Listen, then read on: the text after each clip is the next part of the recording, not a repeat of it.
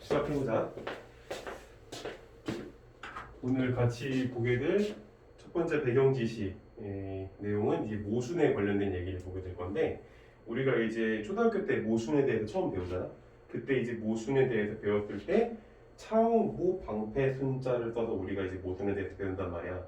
그때 이제 모순에 대해서 배울 때 배우게 되는 것은 뭐야? 예를 들어서 두 개가 동시에 참일 수 없는 거에 대해서 배우는 거지.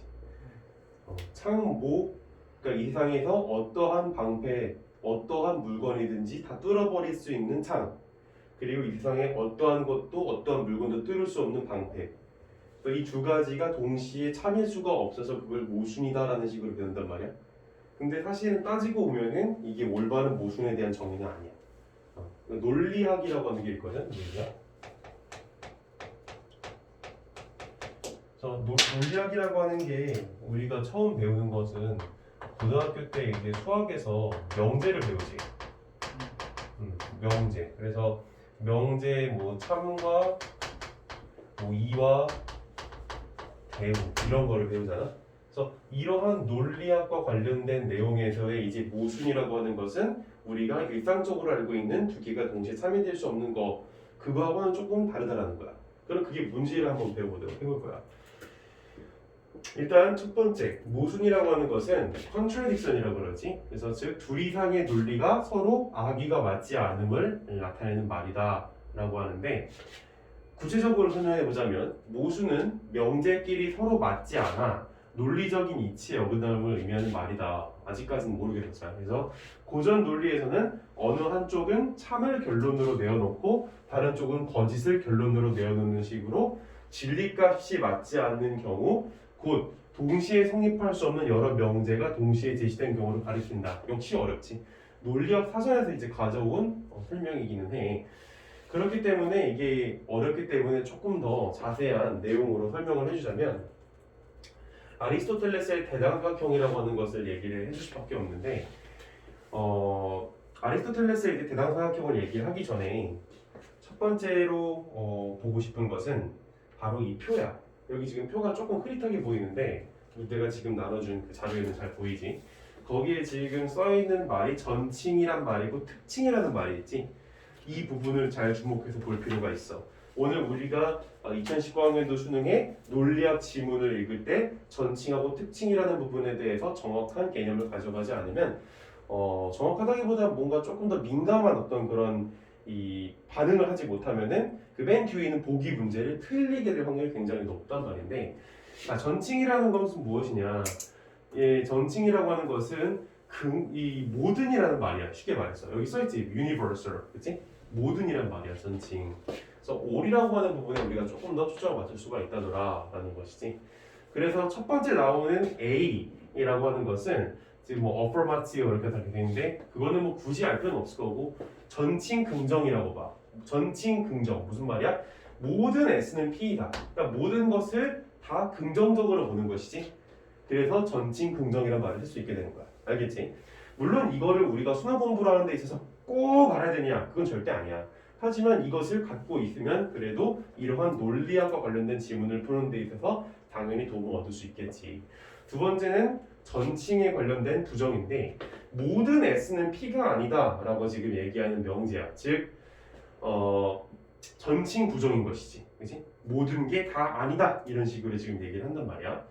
자, 그 다음에 두 번째 카테고리로 나오게 되는 것은 여기 보다시피 특칭이라고 하는 게 나와 있지. 특칭은 여기 뭐라고 나와 있냐면 some, 어떤이라고 지금 나와 있지. 그러니까 전칭은 이게 하나의 명제 그룹이라고 쳤을 때 여기에 있는 모든 것들을 다 가리키는 것이 바로 전칭이라고 볼 수가 있는 것이지. 하지만 특칭 같은 경우에는 이러한 명제 그룹 속에 특정한 어떤 하나를 가리키는 게 바로 특칭이 될 거란 말이야. 그걸 얘기하는 거야. 그래서 어떤 S는 P이다.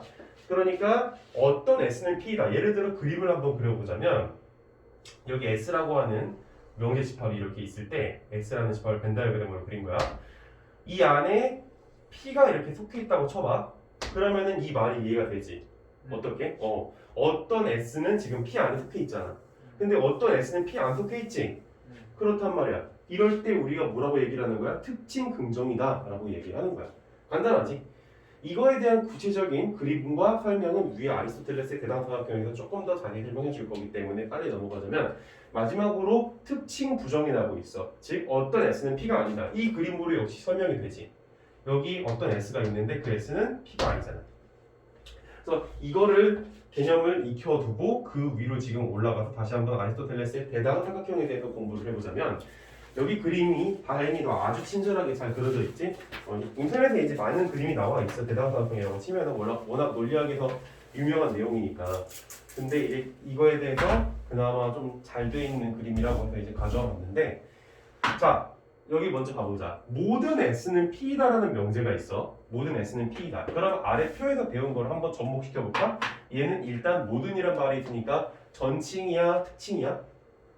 전칭이겠지. 그래서 전칭 긍정인 것을 우리가 지금 볼 수가 있어. 그 다음에 모든 S는 P가 아니다 라는 명제가 나와 있어. 얘는 그렇지 전칭이고 아니다니까 그렇지 부정이 되는 거야. 그 다음에 여기 아래로 넘어가서 어떤 S는 P다 같은 경우에는 어때? 그렇지 특칭이야. 그래서 이거는 맞아 잘하고 있어. 특징 긍정이야. 이 친구는 뻔하지 뭐야? 특징 부정이다 라고 이렇게 얘기를 할 수가 있는 거야. 자, 우리의 오늘의 목적은 어떻게 해서든지 모순이라는 게 뭔가 그거를 정확하게 판단하는 데 목적이 있는 건데, 정말 자세하게 설명이 잘 돼 있어. A하고 O, 그 다음에 E하고 I 사이의 관계. 즉 다시 말하자면 이 친구와 이 친구, 그 다음에 E하고 I니까 이 친구와 이 친구 사이의 지금 관계가 무슨 관계? 모순 관계라고 얘기를 하고 있지. 왜 모순 관계냐? 얘네들은, 이 명제들은 절대 같은 진리값을 가질 수 없다. 같은 진리값. 진리값에는 두 가지가 있어. 뭐하고 뭐가 있어? 혹시 알면 대답하고 모르면 알려주면 되니까. 참하고 거짓이 있지. 참하고 거짓이 있는데, 이 모순의 관계에 있는 A하고 E, E하고 I 같은 경우에는 지금 두 개가 동시에 참이거나 두 개가 동시에 거짓인 상황을 만들 수가 없다더라라는 거야. 이해돼? 그게 바로 논리학에서 얘기하는 모순이라는 거야. 자, 한번 그림으로 따져보자고. 지금 모든 S는 P다라고 그랬잖아. 모든 S는 P다. 그치? 근데 이거에 대해서 어떤 S는 P가 아니다라는 측면에 대해서 한번 생각을 해볼 때, 자, 여기서 이 그림, 그 다음에 이 그림 세 가지가 있어. 그래서 이 세 가지를 한번 다 따져보자고. 지금 모든 S는 P다라고 하는 거에 대해서 얘가 지금 참이라고 했을 때 얘는 지금 참이 될 수 있어 없어? 만약에 저게 참이라면 모든 S가 P야. 그러면 얘는 참이 돼 안 돼? 안 되겠지. 얘는 지금 어떤 S도 P가 아니다는 결론이 나오고 있잖아. 그치? 그래서 이거는 지금 거짓인 결론이 나오고 있는 걸 볼 수가 있어. 또 얘도 역시 마찬가지로 거짓이지. 모든 S가 P다가 참인 경우에는 얘는 무조건 거짓일 수밖에 없어. 또 마찬가지겠지. 얘도 역시 거짓이라는 결과값이 나오게 돼. 자, 그럼 반대로 한번 생각해볼까? 이 친구를 거짓으로 한번 생각을 해봐. 모든 S는 P이다. 거짓이야 얘가. 그러니까 모든 S가 P이다 라는 게 거짓인 건 두 가지 의미로 우리가 생각해 볼 수가 있지. 어떤 의미와 어떤 의미야? 그러니까 어떤 S도 P가 아니다 라는 명제가 나올 수도 있는 거고, 또 어떤 S는 P가 아니다라는 결론이 될 수도 있는 거지. 지금 이 두 가지를 다 포괄하고 있는 게 바로 이 세 가지의 그림인 거잖아. 첫 번째, 어떤 S도 P가 아닌 건 바로 이 그림이지. 그치? 그래, 얘가 지금 거짓이기 때문에 얘는 이제 뭐가 되는 거야? 그렇지, 참이 될 수 있는 거야. 또 얘가 지금 거짓이기 때문에 어떤 S는 P가 아니다라고 말하는 이 부분, 이 명제는 참이 되는 거지. 또 여기서 어떤 S는 지금 P가 아니다. 그치? 어떤 S는 P가 아니다라고 말하는 거에 대해서 여기 아니잖아. 그치? 그렇기 때문에 얘 역시 참이 된다는 거야. 보니까 얘가 참인 명제로 결론이 나왔을 때는 얘가 무조건 지금 거짓이 됐었고, 얘가 거짓인 명제가 됐을 경우에는 여기 무조건 참으로 나오고 있는 게 보이지. 바로 이러한 관계, 즉 두 개의 명제가 둘 다 참이거나 둘 다 거짓일 수가 절대 없는 게 바로 모순 관계라는 거야. 이해됐어? 됐어? 오케이. 자, 그러면은 아까 우리가 처음에 얘기했었던 바로 창부, 그치? 방패수 이 친구들을 다시 한번 따져볼까? 얘는 이 세상에 있는 이 창은 그 모든 물건을 뚫을 수 있다라는 명제였고, 그 다음에 얘 같은 경우에는 이 세상에 있는 어떤 물건도 뚫을 수가 없다라는 얘기가 되는 거잖아. 근데 만약에 모든 물건을 뚫을 수 있다라는 게 참이 돼버리면 얘 같은 경우에 어떤 물건도 뚫리지 않는다라는 건 뭐가 되는 거야? 거짓이 되지. 이에 따라서 마찬가지일 거야. 모든 물건을 뚫을 수 있다라는 게 거짓이 된다고 쳐봐. 모든 물건을 뚫을 수 있는 것은 아니다. 그러니까 모든 물건을 뚫지 못한다. 이렇게 되는 거지, 그지? 그러면은 어떤 물건도 뚫지 못한다라는 것은 뭐가 될 수가 있는 거야? 참이 될 확률이 있긴 하겠지. 무조건 참이라고 볼 수는 없겠지만. 근데 이런 상황에서는 어때? 지금 얘가 모든 물건을 뚫을 수 없다 그랬잖아. 그치? 모든 물건을 써볼까? 모든 물건을 뚫을 수는 없다라는 이런 결론이 지금 여기서 나오고 있다고 쳐봐. 그런 얘기는 어떤 물건은 뚫을 수 있다는 얘기도 되지 않아? 그치? 그럼 그 상황에서 이건 어떻게 돼, 명제가? 거짓이 되지. 이해돼?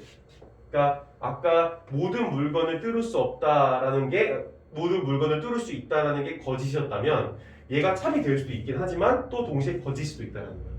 그러니까 두 개가 동시에 같은 진리값을 갖는 케이스가 생겨 안 생겨? 생기고 있지. 그렇기 때문에 이거는 논리적으로 모순이라고 볼 수가 원래 없는 거야.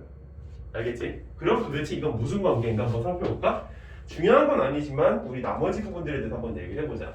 지금 우리가 이건 살펴봤지? 그러면은 이제 두 번째 볼 것은 바로 A하고 E의 관계에 대해서 살펴볼 건데, 즉 여기하고 여기야. 자, 모든 S는 P다라는 것과 모든 S는 P가 아니다. 이 두 개 사이가 우리가 직관적으로 느끼기엔 모순처럼 느껴지지? 모든 S는 P다 그러니까 모든 S는 P가 아니다는 모순처럼 느껴진단 말이야, 직관적으로. 하지만 이걸 논리적으로 따지고 보면 그렇지 않다라는 걸 발견할 수가 있어. 봐봐. 예를 들어서 모든 S는 P다 라는 게 거짓이라고 쳐봐. 모든 S는 P다가 거짓이야. 그러면 모든 S는 P가 아니다는 어떻게 돼? 무조건 참인가? 뭐 참일 수 있지, 그지? 모든 S는 P다가 거짓이라면은 여기서 이제 두 가지 결국값이 사실 나오고 있는 거잖아. 써볼까? 모든 S는 P다가 거짓. 그러면 어떤 S를 써놨네. 이제 어떤 S도 P가 아니다 하고 어떤 S는 P가 아니다 이렇게 나와 있는 것인데, 지금 이 친구 같은 경우에는 어떤 S도 P가 아니다를 보여주고 있는 거지. 그치? 그럼 얘가 거짓인 경우는 이 경우엔 얘가 참이 되는 걸 지금 볼 수가 있고, 근데 어떤 S는 P가 아니다 라고 하는 부분에서는 얘가 참이야 거짓이야? 그렇지요. 똑똑한데 아주 잘 파악했어. 그냥 거짓이 되는 거지. 어떤 S는 P가 아니다 라고 하는 건 거짓이잖아. 그러니까 어떤 S는 P가 아니다 라는 얘기 안에 뭐가 들어있는 거야? 어떤 S는 P이기도 하다는 얘기도 들어있는 거잖아. 그러니까 얘는 거짓이 되는 거니까 두 개가 동시에 뭘 가질 수가 있어? 거짓의 결국값을 가질 수가 있는 거야. 그러니까 아까 이거 우리가 평소에 알고 있는 모순의 관계도 거짓 관계, 즉 반대 관계라는 걸 알 수가 있겠지. 자, 직관적으로 이해가 되지 않아? 반대? 왜? 앞에 다 똑같은데 이 뒤에 오는 이걸 이제 그 수러부라고 얘기를 하잖아. 이거 수러부가 어때 지금? 반대지. 그래서 그냥 반대 관계인 거야. 직관적으로 좀 이해가 되지. 마지막 소반대 관계. 뭐 중요한 건 아니야 사실. 하지만 이제 배경 지식 설명 시간이기 때문에 간단하게는 얘기해주고 있는 거야. 자, I5 바로 어떤 S는 P다와 어떤 S는 P가 아니다. 역시 직관적으로 느끼기에 모순처럼 느껴지지만 모순이 아닌 관계인 거지. 보면 얘 같은 경우에는 어떤 S는 P다.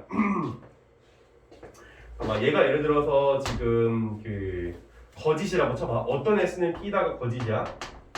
어떤 S는 P다가 거짓. 그러면은 얘 같은 경우에는 역시 두 가지 값이 있을 수 있지. 어떤 S는 P가 아니다라는 결과가 될 수가 있는 거잖아. 부정이라 그러면. 아니면은 사실은 이런 것도 나올 수가 있어. 모든 S는 P가 아니다라는 결과도 나올 수가 있는 거야. 알겠지? 그랬을 때 어떤 S는 P가 아니다라고 하는 측면에 있어서 이 부분을 고려를 한다면 얘는 이때는 참이 되겠지. 근데 모든 S는 P가 아니다라고 하는 측면은 거짓이도 될 수도 있겠지. 그치? 오케이? 근데 봐봐. 여기 지금 모든 S는 P가 아니다. 근데 어떤 S는 P가 아니다. 근데 지금 보면은 얘가 지금 그 이거의 부정인 거잖아. 그치? 얘가 지금 거짓이라고 그랬을 때 지금 이게 되는 거란 말이야. 그럼 이 상황에서 얘는 이게 어때? 지금 이게 여기에 포괄되지 않아? 모든 S는 P가 아니다. 어떤 S는 P가 아니다. 그치? 어떤 S는 P가 아니다는 모든 S가 P가 아니다에 포함이 되는 거잖아. 모든이고 어떤이니까. 그러니까 이런 경우에도 그냥 참이 된다고 좀 볼 수가 있을 거야. 알겠지? 자, 그 다음에 이거 거짓인 경우에 얘가 무조건 참이 되는 거를 확인을 했고, 그 다음에 얘가 참이 된 경우에는 어떤지 한번 살펴볼까? 얘가 참이 됐을 때 어떤 S는 P다가 참이야. 그럼 어떤 S는 P가 아니다는 참이가 거짓일까? 거짓일 수도 있겠지. 또 참일 수도 있겠지. 그렇지 않아? 어떤 S는 P가 아니다라는 얘기에는 어떤 S는 P다라는 얘기도 들어있는 거니까 어떤 S는 P다의 부정이 어떤 S는 P가 아니다에 대해서 참일 수도 있고 거짓일 수도 있는 거지. 말이 막 헷갈리지. 논리학이 원래 이래. 나도 좀 힘든데 이런 게. 어쨌든 간에 지금 보면 진리값에 보면 얘가 거짓일 때 참밖에 안 되고 얘가 참일 때 거짓 참밖에 안 되지. 둘 다 거짓인 경우는 존재하지가 않지. 그치?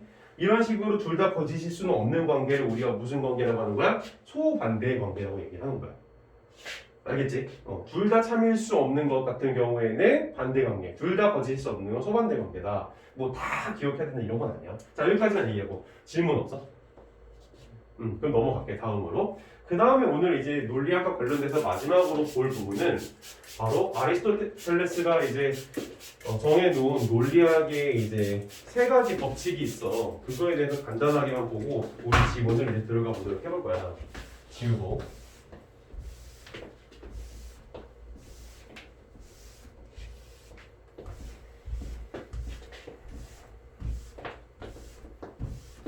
이게 사실 혼자서 따져보면 그렇게 어려운 내용이 아닌데 이렇게 말로 설명하다 보면 조금 복잡하게 느껴지는 경향이 있어. 논리학이라는 게.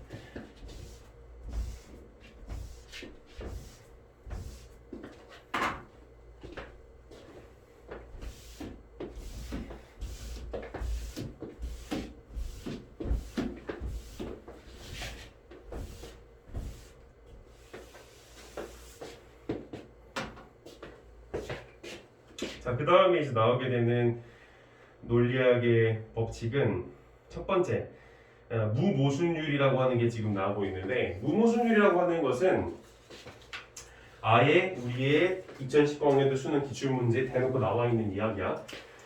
읽어봐서 알겠지만, 무모순율이라고 하는 건 비모순율, 영어로는 law of none이지 non-contradiction이야.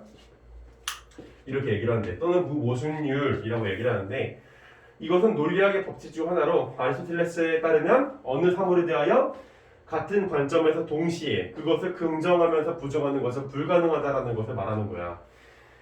그러니까 모순율이라고도 부르는데 이게 무슨 얘기냐면 어떤 사물에 대하여서 또는 어떤 명제에 대해서 모든 S는 P다 라고 하는 명제에 대해서 이거를 긍정을 하면 그걸로 끝나는 거지. 이게 긍정이면서 동시에 부정일 수가 없다라는 거야. 알겠어? 하나만 하라 이거야. 하나만 하라. 한 명제에 대해서. 자, 그 다음에 두 번째 대중률. 역시 우리 2019학년도 수능 기출이 나오고 있는 거지.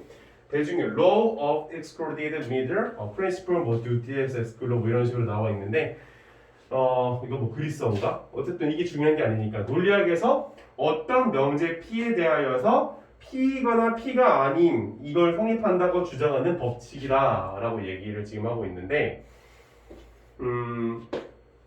그러니까 대중률이라고 하는 것은 어떤 명제에 대해서 이게 참일 수도 있고 거짓일 수도 있다라는 거야. 알겠어?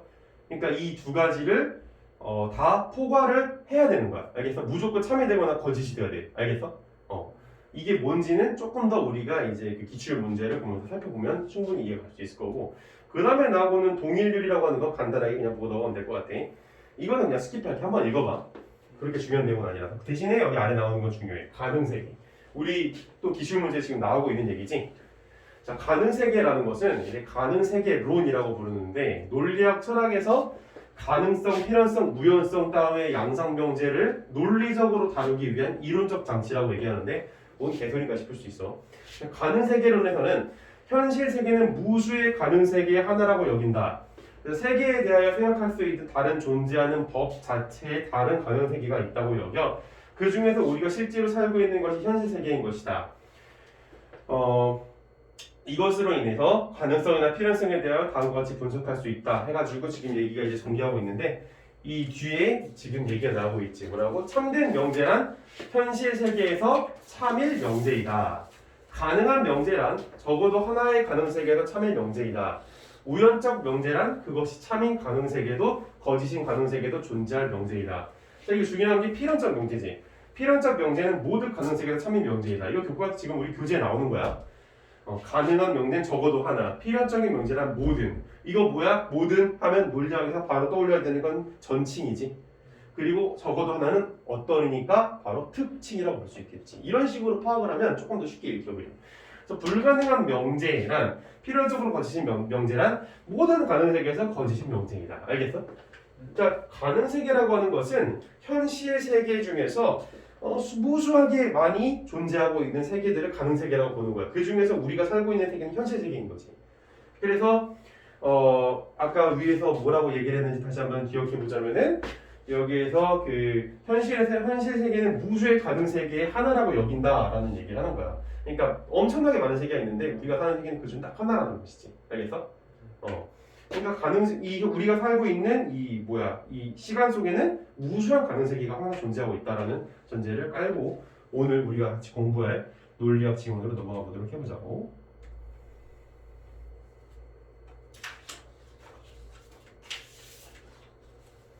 지금 내가 학습해준 건 다 이해되니? 네. 오케이. 자, 그러면은 오늘 이제 여기부터 한번 들어가 보도록 해보자. 39에서 42.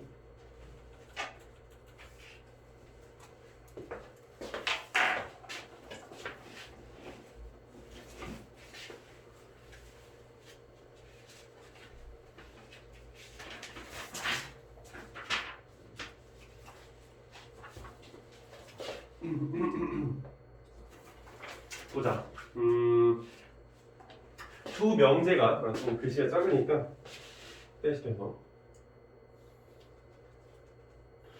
두 명제가 모두 참인 것도 모두 거짓인 것도 가능하지 않은 관계를 모순 관계라고 한다. 직관적으로 이제 이해가 되지. 배경 지식이 좀 깔려서 그래. 그러니까 이게 좀 배경 지식이 힘이기는 해 원래. 그 다음에 예를 들어서 임의의 명제를 P라 하면 P와 나P는 모순 관계다. 왜? 둘 다 참일 수도 없고 둘 다 거짓일 수도 없잖아. 그래서 기호 이거는 부정을 나타낸다. 이거 물결 표시가 부정을 나타낸다라는 건 우리 기출 문제에서만 그러는 게 아니라 논리학에서 다 그렇게 해. 그래서 P와 나P가 모두 참인 것은 가능하지 않다는 법칙을 모두 참인 것은 가능하지 않다는 법칙을 무모순율이라고 한다. 아까 무모순율이를 뭐라고 그랬어? 지금 하나의 명제는 하나의 대상에 대하여 동시에 그러니까 이게 긍정이면서 동시에 부정일 수 없다는 거지. 그 얘기하는 거야. 이해? 모두 참인 것은 가능하지 않다는 법칙을 무모순율이라고 한다. 그런데 다보탑은 경주에 있다와 다보탑은 개성에 있을 수도 있었다라는 갑자기 이상한 얘기를 하고 있었지. 이거는 모순 관계가 아니래. 현실과 다르게 다보탑을 경주가 아닌 곳에 세웠다면 다보탑의 소재지는 지금과 달라졌을 것이다. 뭘 얘기하고 있는 거야 여기서? 사실 우리가 배경지식 공부했지만 가능세계에 대해 얘기하고 있는 거지. 그치? 현실과 다르다. 다른 가능세계인 것이지. 경주가 아닌 곳에 세웠다면 다보탑의 소재지는 지금과 달라졌을 것이다. 철학자들은 이를 두고 P와 나P가 모두 참인 혹은 모두 거짓인 가능세계는 없지만 다보탑이 개성에 있는 가능세계는 있다고 표현한다라고 얘기를 해. 자, 여기서부터 이제 이 사람이 얘기하고 싶은 내용들이 나오고 있다고 볼 수 있는데 사실 이게 읽고 나서 얼마나 많은 수험생들이 이해가 됐을지는 조금 의문의 여지가 들기는 해. 마지막 부분에서 철학자들은 이를 두고 P와 나P가 모두 참 혹은 모두 거짓인 가능세계는 없지만 그러니까 이 사람들은 논리적으로 모순이라고 하는 거 그러니까 논리적 모순이야. 우리 이거 일상적 모순이 아니라 논리적 모순에 대해서 인정을 하고 있다는 것이지. 근데 그 이후에 다보탑이 개성에 있는 근데 가능세계는 있다라는 거야. 무슨 얘기야? 이게 논리적으로는 모순이긴 하지만 다보탑이 경주에 있지 않은 이런 가능세계는 존재할 수도 있다. 그거의 가능세계에 열어두고 있는 거야.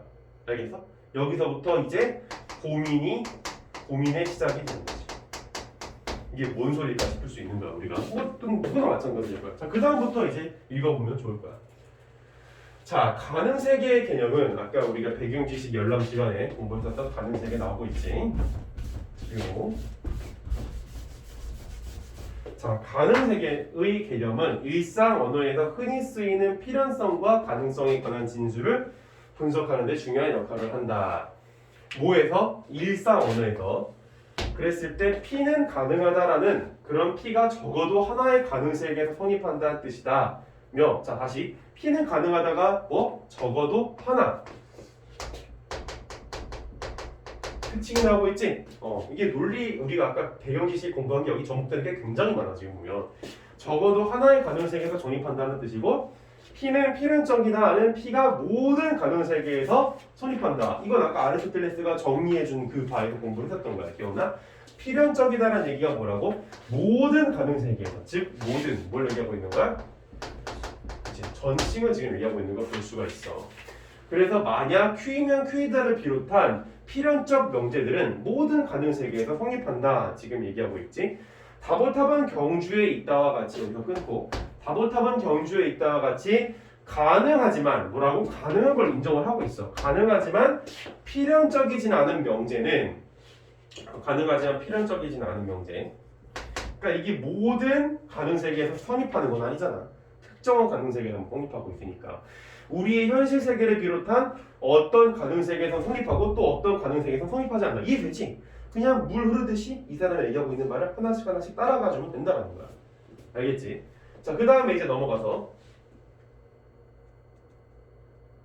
자, 가능 세계를 통한 담론은 여기부터 잠시만. 그 다음에 이제 넘어가서 가능 세계를 통한 담론은 우리의 일상적인 몇몇 표현들을 잘 이해하는 데 도움이 된다.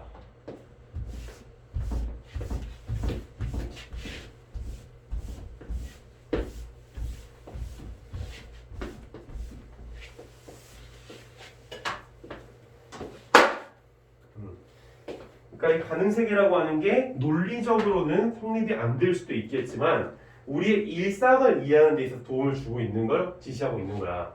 그래서 우리 일상적인 몇몇 표현들을 보다 잘 이해하는 데 도움이 되는데 다음 상황 생각해보자. 나는 현실에서 아침 8시에 출발하는 기차를 놓쳤고 지각을 했고 내가 놓친 기차는 제 시간에 목적지에 도착했다. 자, 이게 중요한 전제야. 뭐라고? 현실에서 아침 8시에 출발하는 기차를 놓쳤고 지각을 했고 내가 놓친 기차는 제 시간에 목적지에 도착했다가 바로 뒤에 나오는 논리적 흐름들에 대한 전제가 되기 시작하는 것이지. 자, 그리고 나서 이제 어떻게 하는 거야? 나는 만약 내가 8시에 기차를 탔다면 나는 지각을 하지 않았을 것이다 라고 지금 얘기를 하고 있지. 그러니까 현실 세계에서 발생한 사건에 대한 가정을 하고 있는 거야. 가정법 과거라고 이제 얘기할 수 있겠지.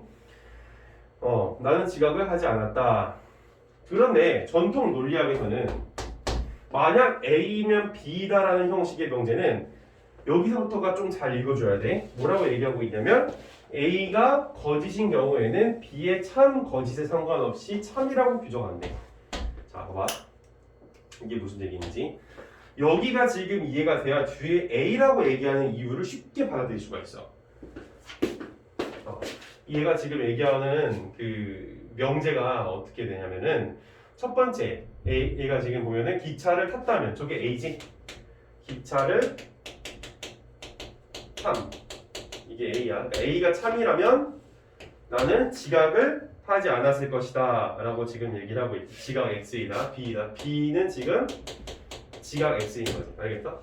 그래서 기차를 탔다면 지각을 하지 않았을 것이다 라고 얘기를 하고 있는 거야. 그래서 전통 논리학에서 만약 A면 B다라는 형식의 명제는 얘가 이제 거짓인 경우에, 그러니까 얘가 거짓인 경우는 어떤 경우는 기차를 타지 않았지, 못했지. 자, 그랬을 경우에는 이제 두 가지 경우가 나올 수가 있는 거잖아. 어떤 경우? 지각을 하지 않은 경우와 그 다음에 지각을 한 경우가 나오는 거지. X니까 이거는 지각을 한 걸로 바뀌잖아. 물론 이게 논리학적 기호로는 not 지각, not 지각 이런 식으로 원래 표현을 해주는 거긴 한데 여기서는 지각 xx다 보니까 지각 o 이렇게 되는 거 알겠어? 그래서 지금 기차를 타지 않은 경우, 즉 not a인 경우에는 a가 거짓인 경우에는 b의 참 거짓. 지금 얘는 b가 참인 경우지. 그 다음에 얘는 b가 거짓인 경우지. 이거하고 상관없이 무조건 이 명제를 뭘로 보고 있는 거야? 참이 된다고 이렇게 보고 있는 거야. 알겠어? 그 이유도 안 따져줘도 돼. 왜냐면 전통 논리학에서 그렇게 본다고 하는 거니까. 자, 그럼에도 내가 만약 그 기차를 탔다면 여전히 지각을 했을 것이라고 주장하지는 않는 이유는 무엇일까? 라고 지금 얘기하고 있지. 내가 그 기차를 탔다면 여기서 지금 뭐라고 나오고 있냐면 내가 그 기차를 탔다면 지각 XX인 경우에 대해서 지금 얘기를 하는 거지. 그러니까 지각을 한 경우야. 내가 그 기차를 탔다면 여전히 지각을 했을 것이라고 주장하지 않는 이유는 무엇인가? 여기서 지금 보면은 A가 이제 기차를 탔잖아. 그런데 이 상황에서 지금 얘가 기차를 타지 않았을 경우에 나오게 되는 게 두 가지가 있는 거지. 지각을 하지 않은 경우와 또 지각을 한 경우, 이 두 가지가 지금 나오고 있잖아. 그러면 이 상황에서 지금 얘가 기차를 탔다면 여기 얘기하는 것처럼 8시에 기차를 탔다면 A를 지금 그대로 가져오고 있는 거고 여전히 지각을 했을 것이라고 주장하지 않는 이유. 그러니까 B가 지금 지각을 하지 않은 게 되는 건데 여기서는 지금 not B가 되는 거지. 지각을 했을 것이라고 하는 거니까 지각 안 한 거잖아 B는. 알겠어? 이렇게 얘기하지 않는 이유는 뭐냐 이거야 지금. A가 거짓인 경우에는 B의 참 거짓에 상관없이 참이라고 규정한다라고 이렇게 봤으니까 이게 무슨 얘기냐면 A가 지금 여기서 거짓인 경우에 이 두 가지가 다 참이 된다고 그랬잖아 아까 전에 여기서 전통 논리학에 따라서. 근데 여기서 not A면 B인 것도 참인 거고 not A면 not B인 것도 참이라면 지금 여기에선 어떤 상황이 되고 있는 거냐면 이거를 대우로 역전시키면 not B면 A가 되는 거잖아. 그치? 지금 여기가 그치? 지금 이런 상황이 되는 거지. 알겠어? not B면 그러니까 여전히 지각을 했을 것이라고 주장하는 거잖아. 그러니까 내가 기차를 탔음에도 불구하고 지각을 한 케이스도 있다라는 거야. 왜냐면 얘가 참이기 때문에 이거하고 논리적인 동치인 대우 역시도 참이 될 거 아니야. 안 그래? 근데 그거에 대해서 얘기를 하고 있는 거라는 얘기. 좀 복잡하지 얘기가. 그래서 근데 그럼에도 불구하고 이렇게 주장하지 않는 이유는 뭐냐 이거야. 내가 그 기차를 탄 가능 세계들을 생각해 보면 그 이유를 알 수 있대. 여기서 뭐라고 해? 가능 세계들이라고 얘기하고 있지. 가능 세계들. 그러니까 하나만 생각하는 게 아니라 여러 가지 가능 세계가 있는 거. 어떤 가능 세계가 어떤 가능 세계? 지각을 하지 않은 경우와 지각을 한 경우. 근데 이걸 생각해 봤을 때 그 가능 세계 중 어떤 세계에서 나는 여전히 지각을 한다라는 거야. 어떤 세계에서는 여전히 지각한다. 가령 내가 탄 그 기차가 고장으로 선로에 멈춰 운행이 오랫동안 지연된 세계가 그런 예이래. 하지만 내려가 볼까? 하지만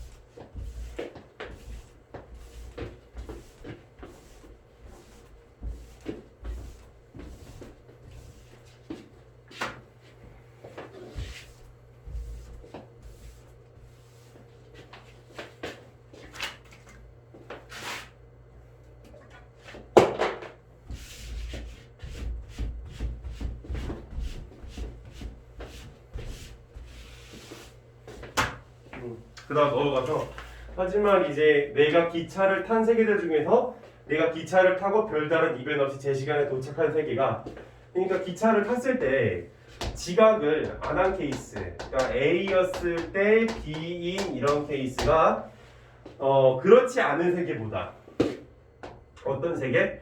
not B인 세계보다 이게 우리의 현실 세계와 유사성이 더 높대지. 뭐가? 유사성.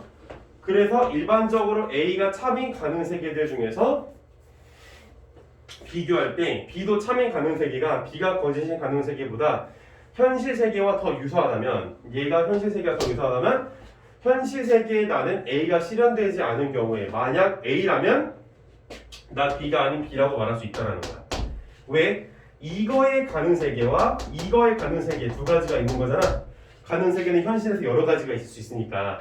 근데 그 중에서 우리 현실 세계와 가장 유사한 건 바로 가능 세계 중에서 이 B인 세계, 즉 지각하지 않은 케이스가 가장 유사하기 때문에 우리는 A라면 B라고 말할 수 있다라는 거야. 알겠어? 이해돼? 여기까지 지금 따라온다라면은 뭐 나쁠 건 없지. 지금 기존에 이제 모순에 대해서 얘기를 하다가 모순인 명제가 분명히 있음에도 불구하고 왜 하나를 인정해 줄 수 있는지 그 근거로 가능 세계를 얘기해 주고 있다라는 거야. 이해돼? 자, 가능 세계는 다음에 네 가지 성질을 갖는데 여기서부터 좀 중요하지 내용이 또. 첫째는 이제 가능 세계의 일관성이래. 일관성이라고 하는 것은 여기다 적어놓은 한번 봐볼까? 일관성이라고 하는 것은 가능 세계는 명칭 그대로 가능한 세계이므로 어떤 것이 가능하지 않다면 그것이 성립하는 가능 세계는 없다. 어떤 것이 가능하지 않대. 어떤 것이 가능하지 않다라고 얘기했을 때 그것이 성립하는 세계는 없다라는 거. 반대로 그것이 가능을 하다면 성립하는 세계는 있다라는 얘기가 되는 거지. 둘째는 가능 세계의 포괄성이래. 첫 번째 일관성, 두 번째 포괄성. 이것은 어떤 것이 가능하다면 그것이 성립하는 가능 세계는 존재한다는 것이다. 포괄성. 어떤 것이 가능하다면 지금 이걸 얘기하는 거지. 일관성에 대한 반대 얘기를 지금 하고 있다고 볼 수 있을 것 같아. 가능하다 그러면은 성립하는 가능 세계는 적어도 하나가 존재한다는 거야. 셋째는 가능 세계의 완결성이래. 완결성에 대한 얘기가 지금 나오고 있는데 가능 세계의 완결성. 완결성이라고 하는 것은 어느 세계에서든 임의의 명제 P에 대하여서 P이거나 나P이다라는 배중률이 성립한다는 거래. 이거 아까 우리가 봤었던 것이지. 그지? 배경지식에서. 즉 P와 나P 중 하나는 반드시 참이라는 거래. 뭐라고? P나 나P 중 반드시 하나는 참. 라는 얘기. 자, 넷째는 가능 세계의 독립성이다. 가능 세계의 독립성. 한 가능 세계는 모든 시간과 공간을 포함해야만 하며 연속된 시간과 공간에 포함된 존재들은 모두 동일한 하나의 세계에만 속한다라는 거야. 자, 한 가능 세계는 모든 시간과 공간을 포함해야 한대. 그러니까 한 가능 세계가 그 세계 안에 있는 모든 시 공간을 포함한다.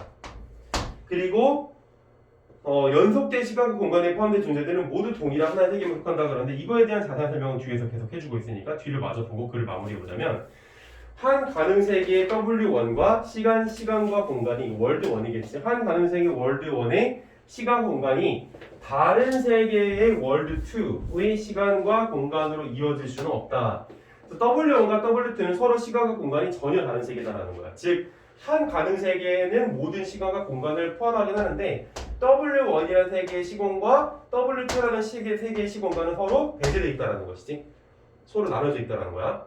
그래서 이게 바로 마지막에 나오고 있는 지금 독립성이다라는 거. 그래서 가능 세계의 개념은 철학에서 갖가지 흥미로운 질문과 통찰을 이끌어내며 이건 마지막 안 읽어도 되겠네. 그에 관한 연구 역시 활발히 진행되고 있다. 나아가 가능 세계를 활용한 논의는 오늘날 인지과학, 언어학, 공학 등의 분야를 금융에 폭을 넓히고 있다까지. 자, 그 다음 넘어가 봐. 39번.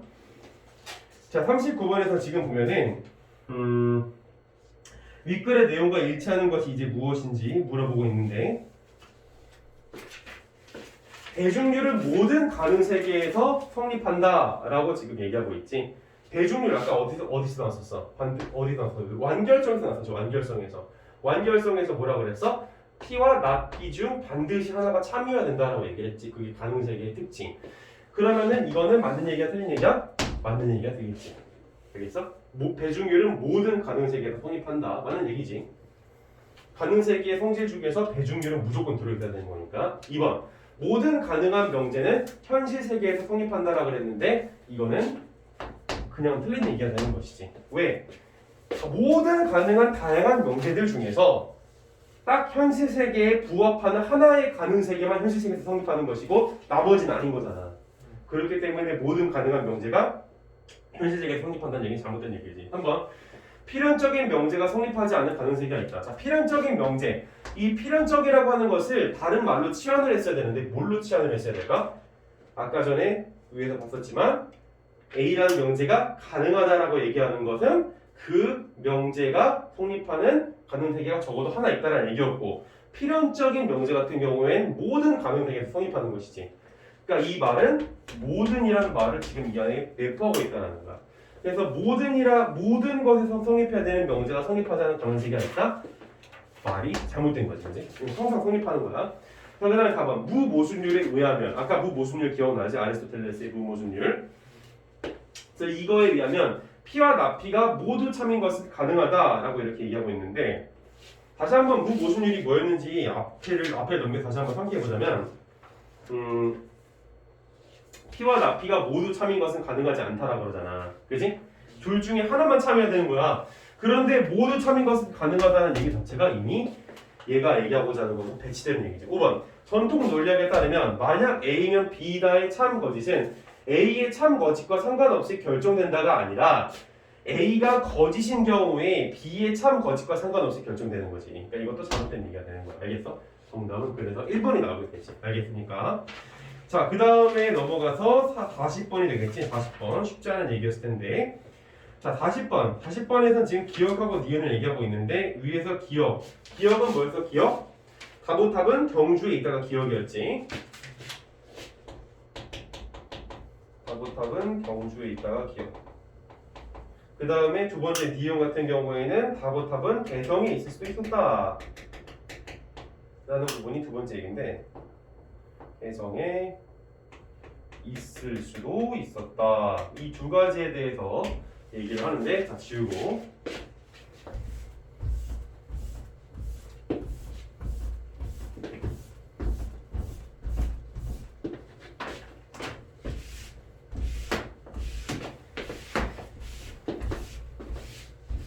자 기억 다보탑이 경주에 있다라고 하는 부분이 성립하지 않는 가능세계가 존재한다. 맞는 얘기지. 가능세계는 뭐든지 가능한 거니까. 알겠어? 자, 그 다음에 2번. 만약 다보탑이 개성에 있다면, 다보탑은 개성에 있다라고 다 성립하는 가능세계 중에는 기억이 거짓인, 다보탑이 경주에 있다라는 것이 거짓인 가능세계는 없다라고 이렇게 얘기했는데, 지금 다보탑이 개성에 있을 수도, 그러니까 개성이 있다면 다보탑은 개성이 있다라는 것은 여기 지금 기억과 니은 중에서 다보탑은 개성이 있을 수도 있었다라고 하는 거에 대한 근거가 될 수 있는 거지. 얘를 참으로 만들어주는 거잖아. 그렇다면 다보탑이 경주에 있다라는 것에 대해서는 어때? 이거를 거짓으로 만들 수 있어? 없어? 있겠지. 그러니까 여기서 없다라는 얘기가 잘못된 거지. 정답은 2번이지. 어렵지 않게 나오는 거야 사실은. 3번 니은과 다보탑은 개성에 있지 않다는 모순 관계가 아니다라고 얘기하고 있는데 자 니은 뭐야? 다보탑은 개성이 있을 수도 있었다와 다보탑은 개성이 있지 않다라는 것은 모순 관계가 아니다. 맞지? 왜? 모순 관계는 얘가 참이야. 예를 들어서 있지 않다가 참이야. 있지 않아. 그러면은 있을 수도 있었다는 어떻게 돼? 거짓이야? 무조건 그건 아니지. 왜? 지금은 없을 수도 있는 거지. 하지만 예전에 있을 수도 있는 거잖아. 그러니까 얘가 참이 될 수도 있고 거짓이 될 수도 있는 거야. 그 얘기는 얘네가 두 개 다 참이 될 수도 있다라는 거야. 얘네가 두 개 다 참이 될 수도 있다라는 얘기는 소반대 관계가 되는 것이지. 그치? 아까 배웠었던. 그러니까 모순 관계가 아니다라고 하는 건 맞는 얘기니까 얘는 이제 정답이 안 되는 거겠지. 자, 그 다음에 4번. 만약 니은이 거짓이라면 다보탑의 개성이 있을 수도 있었다라고 하는 부분이 거짓이라면 어떤 가능세계에서도 다보탑의 개성이 있지 않다라고 얘기하고 있지. 그렇지. 다보탑의 개성이 있을 수도 있었다는 게 아예 거짓이야. 그런 얘기는 다보탑은 개성의 과거에 아예 존재할 가능성이 없는 거야. 그렇다면 어떤 가능세계에서도 특징에 대해서 얘기하고 있지. 어떤 가능세계에서도 다보탑의 개성이 있지 않다. 맞는 얘기지. 알겠어? 다 부정하는 거잖아. 시공간적으로. 그다음 5번. 기억과 니은이 현실 세계에서 둘 다 참인 것이 가능하다. 이거는 지금 바로 얘기하고 있는 거잖아. 우리 지문에서. 그지? 둘 다 참인 것이 가능. 다보탑은 경주에 있고 그 다음에 얘 같은 경우는 과거에 다른 곳에 있을 수도 있었다라는 거지. 부산에 있었을 수도 있는 거고. 그래서 정답은 여기서 2번이 된다. 알겠어? 자, 그 다음에 3번. 41번. 3번이 아니라 41번. 자, 41번. 윗글을 바탕으로 A에 대한 대답으로 가장 적절한 것이 무엇인가 물어보고 있는데 아까 전에 여기 좀 많이 지워졌지만은 뭐라 그랬냐면은 저기 위에서 논리적으로 A가 거짓이었을 때, B가 참일 때, B가 나실 때 둘 다 참 이렇게 된다라는 거지. 그랬을 때 지금 아까 질문을 한 게 뭐였어? 얘가 기차를 탔었을 때 A인 상황에서 나 B인 걸 왜 못하느냐에 대한 질문인 거잖아. 그치? 기차를 탔는데 지각을 하는 경우를 물어보는 거지. 이런 얘기를 왜 못하는 거야? 결론부터 말하자면 기차를 탄 경우에 지각을 하지 않은 게 현실 세계와 조금 더 유사하기 때문이지. 유사 정도가 더 높기 때문이야. 그러니까 여기에서는 지금 1, 2, 3, 4, 5 중에서 선택지를 한번 잘 살펴봤을 때 앞부분에 뭐라고 지금 나오고 있어? 내가 그 기차를 타지 않은 가능 세계, 그리고 내가 그 기차를 탄 가능 세계 두 가지가 나오고 있지. 그럼 너 같은 경우에는 여기에서 내가 그 기차를 탄 걸 얘기를 해줘야 될 것 같아? 아니면 타지 않은 걸 얘기해줘야 될 것 같아?